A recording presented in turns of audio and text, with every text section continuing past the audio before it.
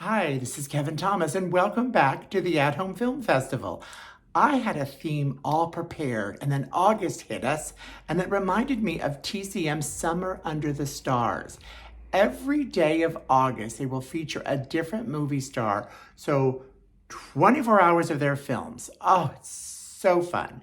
I decided that I'm going to make August a month where each week I will feature a different streaming channel for you to enjoy. So why don't we start off with TCM? There are several great stars. I have picked 3 so I can have 7 movies, one for each day of the week for you to enjoy. But you might as well maybe stick around and watch all of their movies if you dare. You can also stream them. They are live daily, but of course streamable on the channel. Let's take a look at who I've got now. Our first star is Julie Andrews, and today is her day. If you can't watch the movies today, you could stream them for the rest of the month. They picked some really good movies of hers, and they made some omissions. I am not doing some of her giant hits that we all see all the time, like Victor Victoria. But the one I wanted to start with is actually one of my favorite movies of hers, Thoroughly Modern Millie. It was nominated for 7 Academy Awards. It was her last hit of musicals for quite a while. She made some flops after this. And it's hard to find this movie, so you have to watch it on TCM. Oh my God, it also stars the hunky John Gavin, who is just a dreamboat. See him there. We also have Mary Tyler Moore, an Oscar nominee for this film, Carol Channing. Now, this movie doesn't screen a lot, and I think it's because it would be canceled today. 3 people who are not Chinese play Chinese characters. One of them is actually white. The other 2 are Japanese, and they do the stereotypes. So if you can overcome that and just remember in 1967, white people played all the roles, then you will enjoy this movie. It has a perfect score on Rotten Tomatoes. It's seldom around. It became a hit Broadway musical to win Tony Awards. And I think it's just darling, or thoroughly darling. I'm a jazz Look at her go. baby. Little jazz baby, that's me. Another seldom seen Julie Andrews movie is Darling Lily, nominated for 3 Academy Awards, and I must say it's one of her biggest flops. It's okay of a film. She plays kind of a Mata Hari spy, but then they added songs that are all pop-oriented, so it kind of affects that mood. And when they did the previews, they did still photos, so that's kind of saying, don't they have a scene where people are actually acting? Always made me wonder. Fans of the film had to make their own preview to get people to watch this, because this was not official preview of the film.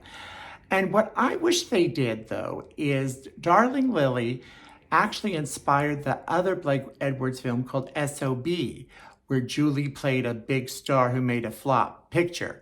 So in S.O.B., what they want to do is reshoot scenes, including Julie Andrews' only topless scene, to try to make the movie better or get a wider audience.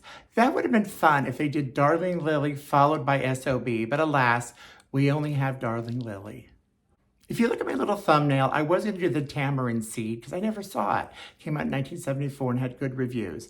But I decided to go back to 1964 and the Americanization of Emily. This was the same year that Julie made her film debut in Mary Poppins. This came out a little later, got really good reviews. She played a different type of character, not her wholesome girl. She plays a woman who's involved with the military, but she's kind of keeping to herself because she lost her father, husband, and brother all in the war, and yet she starts getting feelings for James Garner. Really terrific film. You should catch this one, as well as many, many of the other Julie Andrews movies. You can't go wrong when you're with Julie Andrews. Another actor who has a whole day of films this month on TCM is Fred McMurray. I never thought I'd single him out. I like him, but I'm not in love with him like a lot of many other actors. And they do have a good variety of his films, but I just wanted to point out 2. I love The Egg and I probably talked about it here before.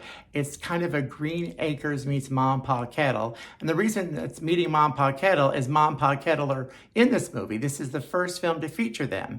Actually, Marjorie Main, who plays Ma Kettle, was up for an Oscar for this. But it's mainly about Claudette Colbert, a city girl who falls in love and gets married and goes to the country and runs into a lot of dramas because she doesn't know anything about the country life. Very, very funny. And in all the years of streaming movies, Murder, He Says with Fred McMurray is seldom seen. I think 4 or 5 years ago, I saw it on some off channel once. I got lucky.